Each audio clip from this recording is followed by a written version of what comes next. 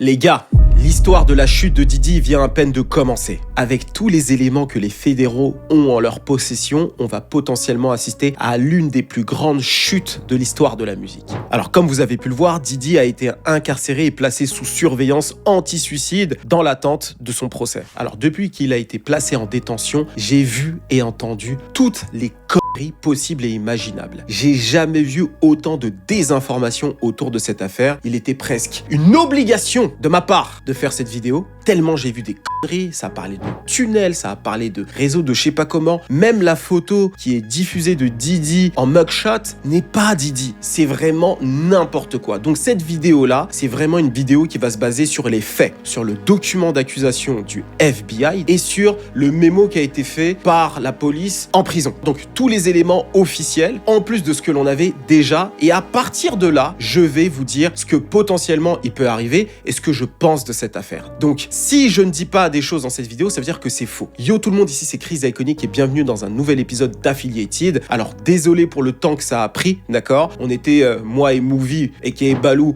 en train de lancer notre podcast CKO Culture Knockout. C'est déjà un carton, d'accord? Donc bravo à nous, énorme carton. Donc ce podcast-là, on parle de rap français mais aussi de culture internationale. On revient sur absolument tout. On crée des conversations. On a déjà sorti 2 épisodes, un avec Tiakola qui cartonne et un deuxième épisode où il y a juste moi et Balou qui cartonne également. Donc allez voir, le lien se trouve dans la description si vous n'avez pas vu. Et sinon, on reprend cette vidéo sans plus attendre, on y va.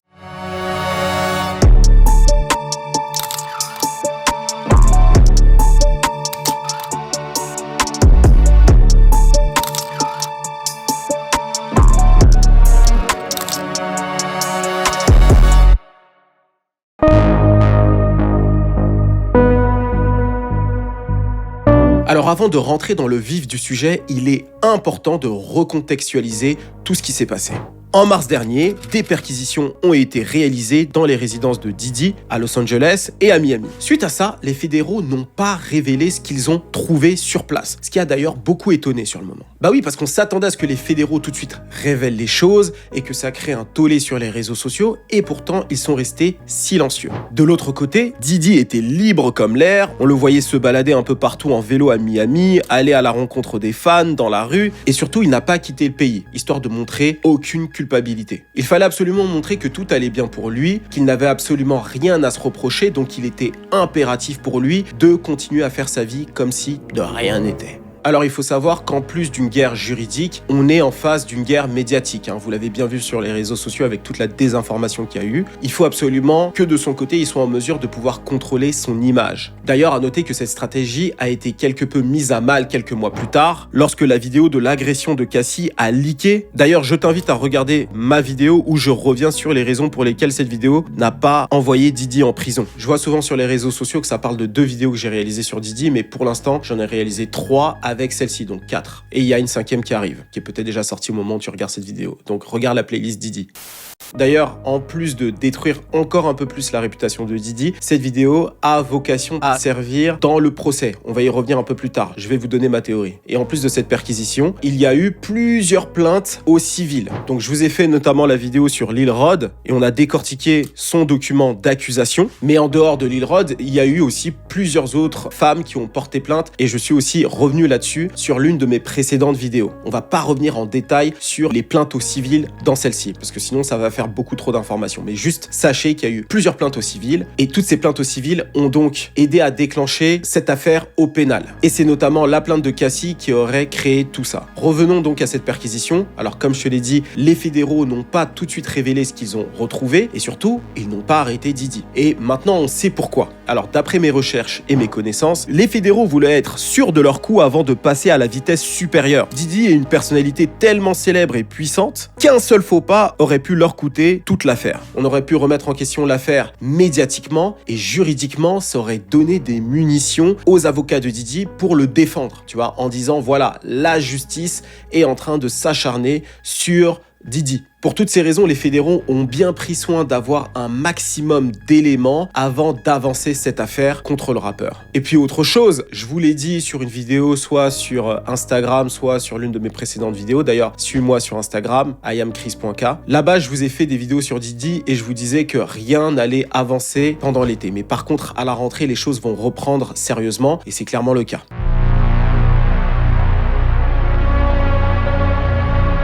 Ce qui nous amène à septembre 2024. Diddy savait que l'incarcération allait arriver, son avocat l'en avait informé, et pour montrer sa bonne foi, il s'est rendu lui-même à New York pour faciliter le bon déroulement de l'affaire. Le 16 septembre 2024, il est officiellement arrêté et mis en examen pour trafic X et activité de racket. Alors là, je fais une traduction littérale, il s'agit de la Racketeering Conspiracy, donc un RICO. Très important cet élément. Et il sera donc envoyé au centre de détention métropolitain de Brooklyn, prison fédérale tristement connue pour ses célèbres détenus tels que 6ix9ine, R. Kelly ou encore Ghislaine Maxwell, la femme de Jeffrey Epstein. Car oui, j'ai vu aussi sur les réseaux qu'il était dans la même prison que Jeffrey Epstein. Non, Jeffrey Epstein était très exactement à la Metropolitan Correctional Center. C'est un peu différent. Bref, alors, en ce qui concerne les conditions de détention de Diddy, d'après un ancien détenu et son avocat, les conditions de détention de cette prison sont inhumaines. It's terrible.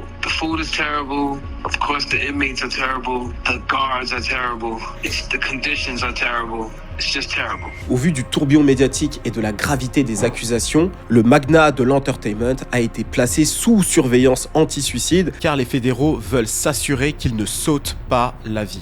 Il n'a donc pas de co-détenu et n'échange quasiment avec personne. Son avocat, Mark Agnifilo, fait tout son possible pour le sortir de là, mais rien n'y fait. Leurs demandes ont été rejetées à 2 reprises et même après avoir proposé 50 millions de dollars de caution. We made a bail appeal to Judge Carter. It did not go our way. The fight continues. We're not giving up by a long shot. I told Mr. Combs I'm going to try and get his case to trial as quickly as possible. En même temps, il faut dire qu'il est tombé sur la section du FBI la plus coriace en ce qui concerne les affaires de racketeering et de trafic X. C'est la section du district sud. Et c'est vraiment pour ça que le dossier a été passé à New York, pour que ce soit eux qui se chargent de ça. Donc le but vraiment là, c'est de faire tomber Diddy. En tout cas, faire en sorte de mettre tous les éléments du côté du gouvernement pour le faire tomber. Alors, le terme trafic X est revenu plusieurs fois. On va le définir ici pour que ce soit bien clair pour tout le monde. Alors, le sex trafficking ou le trafic X est une forme de traite des êtres humains dans laquelle des personnes sont exploitées à des fins sexuelles contre leur volonté. Ce crime implique généralement la coercition, la tromperie et la contrainte pour amener des victimes à participer à des actes sexuels en échange d'argent, de services et d'autres avantages. Et donc, qu'est-ce qui a été dit exactement dans le document d'accusation de Diddy? C'est un document qui a été rendu public, je vous le dis, parce que j'ai l'impression que les gens vont piocher sur TikTok ou sur des comptes Twitter un peu sombres, mais il y a un document d'accusation. Si vous voulez avoir tous les éléments, vous pouvez aller regarder là-bas. Il est accusé d'avoir abusé, menacé et contraint des femmes et d'autres personnes autour de lui pour satisfaire ses désirs sexuels, protéger sa réputation et dissimuler sa conduite. Pour ce faire, Combs s'est appuyé sur les employés, les ressources et l'influence de l'empire commercial multifacette qu'il dirigeait et contrôlait, créant une entreprise criminelle dont les membres et les associés se sont engagés et ont tenté de s'engager, entre autres crimes, dans le trafic sexuel, le travail forcé, l'enlèvement, l'incendie criminel, la corruption et l'entrave à la justice. Là, je vous ai repris exactement ce qui a été dit sur le document d'accusation. Et donc, si c'est un RICO, c'est parce que c'est toute la société Combs Enterprise qui est mêlée, parce que c'est les employés et les ressources de la société, parce que Combs Enterprise, c'est une personne morale et dedans, il y a des employés qui l'auraient aidé à faire du trafic sexuel, notamment. Donc c'est pour ça qu'on est rentré dans un racketeering conspiracy. Et ça, c'est un élément clé qui va potentiellement le faire tomber. Maintenant, on va revenir sur les objets qui ont été trouvés lors des perquisitions. Pour être très honnête, je m'attendais à pire. J'ai été un petit peu déçu, entre guillemets, parce que le document d'accusation, c'est un document qui est fait pour incriminer le plus possible Diddy. Et pourtant, lorsque tu regardes les objets trouvés, les preuves, c'est pas pas des éléments hyper forts. À part un élément pour lequel on va revenir. Mais pour ce qui est de ce qui a été trouvé réellement, c'est pas la folie. Donc, il y a déjà les fameuses 1000 bouteilles d'huile de bébé, la baby oil. Encore une fois, dans le document d'accusation, il est dit que cette huile de bébé servirait aux orgies, aux fameux freak-offs. Alors, chose très importante à noter, il n'est pas interdit de faire des orgies, des partous, des freak-offs, d'accord? Tu peux en faire autant que tu veux, tant que les personnes qui font ce freak-offs sont consentantes. Donc, par exemple, si tu ramènes tes potos, bon, peut-être pas tes potos, dans le cas de Didi, c'est aussi des poteaux. Mais bref, des gens autour de toi pour faire ce genre de truc, tu vas pas être traîné en justice. Et d'ailleurs, dans l'affaire, ici, il n'est pas de question de savoir si c'est arrivé ou pas. On sait que c'est arrivé. On sait que Didi a organisé des fêtes sexuelles. C'est un truc de riche, c'est un truc on peut pas forcément comprendre, mais c'est comme ça. Mais le vrai problème, c'est de savoir si les personnes qui étaient donc dans ces freak-offs ont vraiment voulu être dans ces freak-offs. Est-ce que les femmes qui ont été ramenées là ont vraiment été là parce qu'elles avaient envie ou non? Et justement, le document d'accusation dit que non. Il y a des victimes, il y a des femmes et potentiellement même des hommes qui ont été drogués et qui se sont retrouvés là contre leur gré. Mais les 1000 bouteilles d'huile ne prouvent rien, d'accord? Tu peux avoir 1000 bouteilles d'huile pour bébé chez toi et ça peut te servir pour des freak-offs ou pour autre chose. Et clairement, c'est pas une preuve assez probante pour aller devant un juge et dire voilà, cet homme-là viole des femmes et des hommes. Et d'ailleurs, son avocat a répondu à ça en disant qu'il n'est pas sûr de savoir qu'est-ce que des huiles pour bébé à avoir avec quoi que ce soit. Et il a ajouté à ça qu'il a une très grande maison et qu'il achète en gros. En vrai, c'est assez facile pour lui de répondre à ça. Alors bien sûr, ça va faire rire les réseaux sociaux parce que nous, on a envie de croire à ça, croire qu'il se sert des 1000 huiles pour bébé pour ses freak-offs, mais c'est pas nécessairement le cas, d'accord? Il faut des éléments beaucoup plus incriminants. Et dans les éléments un peu plus incriminants, on a les narcotiques. Ah, ça, c'est déjà un élément un peu plus incriminant. Ils ont retrouvé de la cocaïne, mais aussi de la kétamine, de l'oxycodone, du GHB, la drogue du violeur. Alors je sais pas si cette drogue-là peut être consommée récréativement, mais en tout cas, ce qui est clair, c'est que cette drogue-là est connue comme étant la drogue du violeur. Et justement, ce qui est dit dans le document d'accusation, c'est que Didi donnerait cette drogue-là aux personnes qui participent aux freak-offs, à leur insu. En ce qui concerne les narcotiques, je pense que c'est une question de quantité. Est-ce qu'il a de grosses quantités? Au même titre qu'il a de grosses quantités d'huile de bébé. S'il en a énormément chez lui, c'est que, évidemment, c'est pour la redistribuer. Et le fait d'avoir 1000 huiles pour bébé plus beaucoup de narcotiques chez lui, des kilos, et ben là, je pense qu'on commence à tenir quelque chose. Mais je ne sais pas s'il y a eu des kilos qui ont été retrouvés chez lui, étant donné qu'ils ne l'ont pas précisé. Et enfin, troisième élément, des armes à feu légales et illégales. Et parmi les armes illégales, ils en ont retrouvé une dont le numéro de série a été sciemment dégradé afin qu'on ne retrouve pas le propriétaire et ou l'origine du pistolet. C'est typiquement le genre d'arme qui peut donc servir à un meurtre, parce que s'il n'y a pas le numéro de série, on peut pas retrouver le propriétaire et donc on peut rien prouver. Donc c'est assez suspect d'avoir une arme comme ça chez soi. Et enfin, la dernière catégorie d'éléments qu'ils ont retrouvé, c'est l'électronique, les téléphones. Il y en a 90 apparemment, des ordinateurs, des disques durs externes, des clouds. Tout est en train d'être passé en revue. Toutes les vidéos, photos, messages, tout. Et apparemment, ça aura entraîné 300 assignations au tribunal. Alors, s'il y a 300 assignations au tribunal, c'est que les objets appartiennent à plus de 100 personnes, que ce soit des personnes ou des entités d'ailleurs. Donc, toutes ces personnes-là vont devoir venir au tribunal pour être questionnées. Et je pense que c'est là où tout va se jouer, en fait. C'est les vidéos. S'ils retrouvent des vidéos accablantes où Combs est en train de faire du trafic sexuel, clairement, qui sont en mesure de pouvoir le constater en vidéo, là c'est terminé. Et au vu de la quantité de vidéos, de téléphones, de disques durs externes, clairement, je pense que c'est là où tout va se jouer. Et en dehors des preuves, on a bien sûr les témoins. Et je pense que c'est là où les choses vont se débloquer, comme toujours. C'est notamment grâce aux témoins que le FBI a un taux de condamnation aussi élevé, je crois de 98%. Et comment justement les témoins vont craquer finalement dans cette affaire? Alors je t'explique. Comme je te l'ai dit plus tôt, on est dans une affaire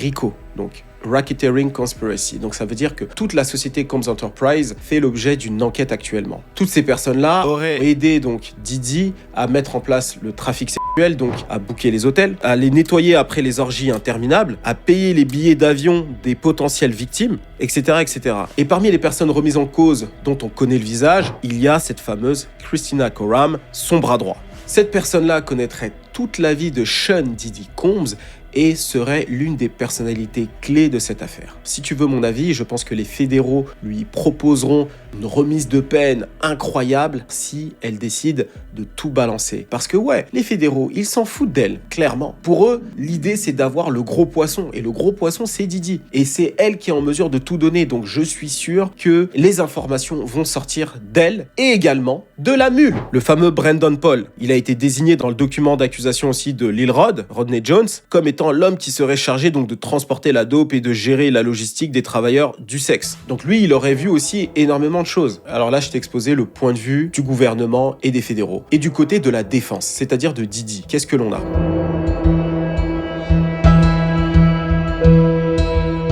Alors, lorsque moi-même je me suis vraiment penché sur le document d'accusation, on se rend compte déjà d'une chose assez étonnante, c'est que du point de vue pénal, on n'a qu'une seule victime. I think if you broke it down, and I say that because count 2, which is the sex trafficking count, has victim number 1, and there is no victim number 2. So you're saying that there are not other women, because what they were essentially arguing here is that he coerced and forced women into sex acts by using physical force, financial pressure, emotional abuse, and narcotics for what they described as these freak-off sessions. They're saying that he self-described them as that. Yeah, there's one victim in the indictment. Alors effectivement, lorsque tu regardes le document d'accusation, tu as count 1, count 2, count 3. Et count, ça veut dire chef d'accusation. Tu as racketeering conspiracy et tu as ensuite trafficking. Et dans trafficking, juste en dessous, tu as victime-1. Mais c'est vrai que lorsque tu lis le document d'accusation, ça parle de témoins et de victimes. D'accord ? Il mélange les deux. Donc c'est vrai que si tu prêtes pas attention à ça, effectivement, tu vas croire qu'il y a plusieurs victimes qui demandent gain de cause dans le dossier pénal. Alors attention, je suis en train de préciser tout ça parce que c'est des informations que vous devez connaître. Je suis pas en train de dire que Didi n'a rien fait ou j'en sais rien. J'essaie juste de vous faire comprendre exactement ce qui a été dit. Comme ça, au moins, vous pouvez vous faire votre avis. Donc, dans cette affaire pénale, pas civile, dans le civil, il y en a beaucoup des victimes. Mais pour ce qui est de l'affaire pénale, il y en a qu'une seule. Alors, en ce qui concerne les freak-offs, qu'est-ce que l'avocat de Didi dit ? Eh bien, il dirait qu'il a interviewé les hommes qui ont participé à ces freak-offs et aucun d'entre eux n'aurait été trop défoncé. C'est ce qu'il dit. I interviewed myself the different men who, were being brought sort of into Mr. Combs and this person's, intimate situation. I've flown around the country. I've interviewed a large number of them. There's not the slightest inkling, according to the interviews that I've done, of anything that's coercive, non-consensual.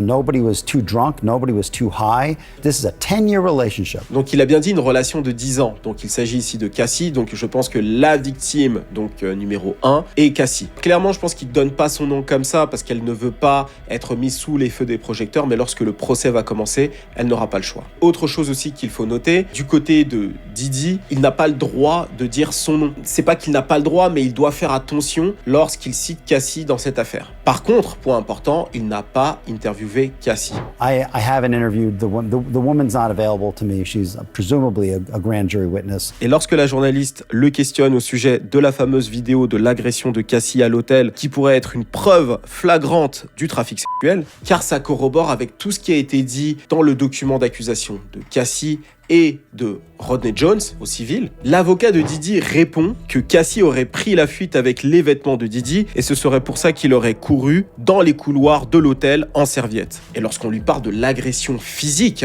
que tout le monde a vu dans la vidéo, l'avocat de Didi répond qu'il n'est pas attaqué en justice pour ça. Et c'est vrai, il n'a pas été attaqué en justice pour coups et blessures. Là-dessus, j'avoue, il est trop fort. He's not charged with hitting, kicking and dragging. He's charged with sex trafficking. And he didn't traffic anybody. Alors, qu'est-ce que je pense, moi, de cette affaire en ayant tous ces éléments ? Alors, la première chose, pour être honnête, je m'attendais à plus d'éléments, plus de preuves concrètes de sa culpabilité. Mais je pense que, clairement, c'est mon avis, il est coupable. En fait, ça fait plusieurs années que ces histoires traînent, qu'il a une certaine réputation. C'est très compliqué de prouver aussi le trafic sexuel, tu vois. Comme je l'ai dit plus tôt, avoir des bouteilles d'huile, ça ne justifie pas tout. Je pense que le fait d'avoir des armes, ça ne justifie pas tout. Donc, c'est très compliqué de prouver ça. Et je pense que les vidéos vidéos, les audios ou les témoignages sont les preuves que tu vas le plus souvent, en tout cas dans ma perception et de ce que j'ai observé dans cette affaire et dans les affaires que j'ai regardées à gauche à droite, je pense que c'est surtout les preuves et les vidéos qui peuvent potentiellement faire condamner la personne. Par contre, là, dans son cas, c'est vrai qu'il n'y a pas assez d'éléments. Là où tout va jouer, comme je l'ai dit un peu plus tôt, c'est sur les vidéos qui vont être passées en revue. Et dans ces vidéos-là, il y a sûrement d'autres célébrités qui ont participé avec lui à ces faits sexuels. Je ne pense pas qu'elles vont être diffusées publiquement, simplement parce que ces célébrités-là ont aussi des avocats puissants, qui vont faire en sorte de défendre leurs intérêts, parce que ça risque d'être une humiliation publique, tu vois, atteinte à leur vie privée, etc. Donc je pense pas que ces vidéos-là vont être diffusées publiquement, mais on verra. Mais c'est sûr qu'il y a des célébrités avec lui, ça c'est la première chose. Donc je pense que tout va jouer sur les témoignages et les enregistrements. Par contre, je pense aussi qu'il y a beaucoup de prostitution dans ce milieu-là, et il faut bien faire attention entre la prostitution, c'est-à-dire deux personnes majeures consentantes qui décident d'avoir un rapport sexuel moyennant rémunération, d'accord? Ça c'est une chose bien distincte du trafic sexuel, c'est-à-dire tu es une jeune artiste, tu veux percer dans le milieu de la musique, Didi te fait miroiter une carrière dans ce milieu-là, et ensuite tu viens chez lui, tu fais la fête, il met de la drogue dans ton verre et il couche avec toi. Ça c'est complètement différent, et c'est exactement ça que le FBI veut essayer de prouver. Donc on va voir comment les choses vont se dessiner dans les mois à venir. Donc je pense qu'on va rentrer sur une affaire qui va durer un petit moment. Bon, en plus de la vidéo classique, je voulais absolument rajouter ce passage-là parce que j'ai encore des choses à dire sur cette affaire. Alors là, le but avec la vidéo que vous venez de voir, c'était de revenir réellement sur l'affaire, où est-ce qu'on en est, quels sont les éléments et où est-ce qu'on va. C'était super important de faire ça, surtout avec toutes les bêtises qu'on a vues sur les réseaux sociaux. Il y avait trop de désinformation, donc c'était important que vous puissiez avoir de l'information pragmatique, ok? Le dossier d'accusation du FBI n'est pas là pour aider Didi. Tu vois, s'il y a un tunnel ou si il a eu des relations avec Justin Bieber et que c'est avéré, crois-moi qu'ils vont s'en servir pour le faire tomber, parce que leur but, c'est de leur faire tomber. Au vu des revenus qu'ils ont investis pour faire les perquisitions, les enquêtes, etc., ils ont intérêt à le faire tomber, d'accord? Donc ça, c'est super important. Donc si sur le document d'accusation il n'y a pas tout ça, c'est que c'est pas encore prouvé, peut-être que ça va l'être, ou alors tout simplement c'est des rumeurs. Alors, pour ce qui est des victimes et de Didi, très clairement il y a beaucoup de choses à dire sur le sujet. Je pense que comme beaucoup de victimes de violences sexuelles et autres, et même agression physique, beaucoup d'anciennes victimes ne sont pas forcément allées porter plainte contre Didi. Je faisais mes recherches et je suis tombé sur un échange de Vlad TV avec Academics. Eux, ils sont clairement dans le milieu. Et Vlad disait que la cuisinière dont je vous ai parlé il y a quelques vidéos, elle n'a pas porté plainte. Donc le fait que cette femme-là n'ait pas porté plainte, ça en dit déjà énormément. Et pourtant, elle a été réellement agressée physiquement. Il y a des victimes, mais il y a aussi énormément d'opportunistes. Par exemple, les 3200 plaintes qu'il y a eu pour le cabinet d'avocats. Lorsque tu t'intéresses un petit peu à ça, tu te rends compte que c'est vraiment un truc de cabinet d'avocats américain qui cherche à se faire un maximum d'argent. Croyez-moi, j'en sais quelque chose. Ok, on en reparlera peut-être. En fait, pour ce qui est de ce cabinet d'avocats, qu'est-ce qui se passe? C'est qu'en fait, ils ont mis en place une hotline qui disait si tu as été agressé par Didi, contacte-nous. Et donc, ils ont recueilli en 10 jours ou 2 semaines près de 3200 appels. Donc, 3200 personnes qui ont contacté en disant voilà, j'ai été agressé à un moment dans ma vie par Didi. Et donc, sur ces 3200 personnes, ils ont retenu 120 personnes, 60 femmes et 60 hommes, qui ont eu le témoignage, l'histoire la plus crédible en quelque sorte. Et ce qu'ils ont fait, c'est là où ils ont été malins, et c'est pour ça que, en connaissant un petit peu le système de ces cabinets d'avocats-là, il faut quand même s'en méfier, même si je pense, et j'en suis même certain que dans ces 120 personnes, tu as réellement des gens qui ont été agressés par Didi. Il y a aussi, aux États-Unis, avec le système judiciaire, un vrai moyen de pouvoir se faire énormément d'argent, parfois assez facilement. Donc, sur ces 120 personnes, qu'est-ce que le cabinet d'avocats a fait? Ils ont mis en place une conférence de presse. Et cette conférence de presse, en réalité, c'était un coup de pression et un coup médiatique pour faire réagir des célébrités et des entités, des entreprises qui auraient soit participé, tout comme Didi, à du sex trafficking, ou alors qui auraient facilité ce sex trafficking. Et donc, dans cette conférence de presse que je me suis maté, clairement, ce qui a été dit, c'est voilà, ce qu'on sait, on a 120 personnes, clairement. En 2 semaines, on a eu 3200 appels et ça va continuer à venir. Donc, sur toutes ces personnes-là, il y a eu Didi qui les a agressés, bien sûr. Donc, Didi doit mettre la main au porte-monnaie. Mais il y a aussi des entités et d'autres personnes qui ont agressé nos 120 clients. Donc, ce que vous devez faire, c'est de nous recontacter dans les plus brefs délais. D'ailleurs, ils ont donné 60 jours à toutes ces entités-là pour recontacter le cabinet d'avocats et essayer de régler cette affaire. Donc l'idée, c'est de régler tout ça à l'amiable, parce que ces 120 personnes qui ont contacté le cabinet d'avocats, c'est pas des gens qui ont spécialement les moyens. Donc le cabinet d'avocats a sûrement dû dire, écoutez, n'avancez pas de frais. Par contre, si on gagne, s'il y a un règlement à l'amiable, on prendra un pourcentage. Et en général, ce pourcentage-là est plutôt élevé, d'accord? Donc c'est un véritable business. Et donc, en quelque sorte, voilà, ils ont dit à ces entités et à ces célébrités de les recontacter dans les plus brefs délais pour régler ce problème-là. Et toutes ces célébrités sont au courant, hein. Elles ont toutes reçu un courrier, voilà. Donc en fait, typiquement pour ce qui est de ce cabinet d'avocats-là, je prendrai les informations avec des pincettes, parce que je sais que ces cabinets d'avocats-là sont spécialisés là-dedans. L'idée, c'est de faire un maximum d'argent et c'est pas juste de rendre justice. Donc c'est pour ça que je fais très attention aux informations qui sont diffusées ici et là. Donc on y reviendra. Ça, c'est du civil, c'est pas le pénal, c'est pas le FBI, d'accord? Donc j'ai voulu vraiment me concentrer ici sur tout ce qui est lié au FBI.